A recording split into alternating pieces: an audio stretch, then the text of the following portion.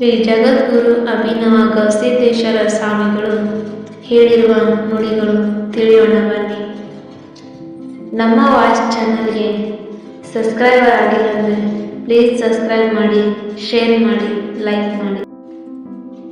ದೀಪ ಹಚ್ಚುವ ಯೋಗ್ಯತೆ ಇಲ್ಲ ಅಂದರೂ ಪರವಾಗಿಲ್ಲ, ಆದರೆ ಇನ್ನೊಬ್ಬರ ಮನೆಯ ದೀಪ ಎಂದಿಗೂ ಆರಿಸಬಾರದು.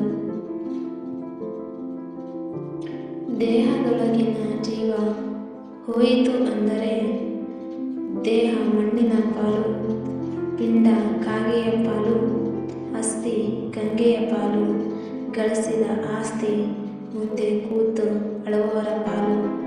ನಿನ್ನ ಪಾಲು ಏನಾದರೂ ಇದ್ದರೆ ನಿನ್ನ ಜೀವನದಲ್ಲಿ ಮಾಡಿದ ಪಾಪ ಪುಣ್ಯ ಅಷ್ಟೇ.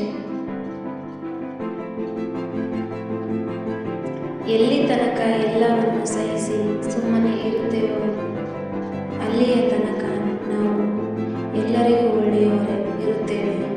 ಒಂದು ವೇಳೆ ಅನುಭವಿಸಿದ ಅನ್ಯಾಯವನ್ನು ಬಾಯಿ ಬಿಟ್ಟೆವು, ಆಗ ಎಲ್ಲರಿಗಿಂತ ನಾವೇ ಹೆಚ್ಚು ಕೆಟ್ಟವರಾಗುತ್ತೇವೆ.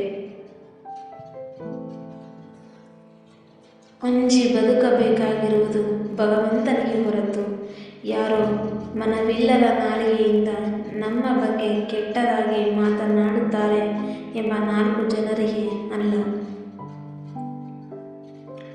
ತಂಗಾಗಿ ಏನನ್ನು ಬಯಸದವಳು, ಅವಳಿಗಾಗಿ ಏನನ್ನು ಕೂಡಿಡದವಳು, ತನಗಿಲ್ಲ ಎಂದು ಕೊರಗದವಳು, ಸೋತಾಗ ಸದಾ ಜೊತೆಗೆ ನಿಂತವಳು, ನಮ್ಮ ನಗುವಲ್ಲಿ ತನ್ನ ಖುಷಿ ಕಂಡವಳು, ನಮಗಾಗಿಯೇ ಇಡೀ ಜೀವನ ಮೀಸಲಿಟ್ಟವಳು, ಅವಳೇ ಅಮ್ಮ.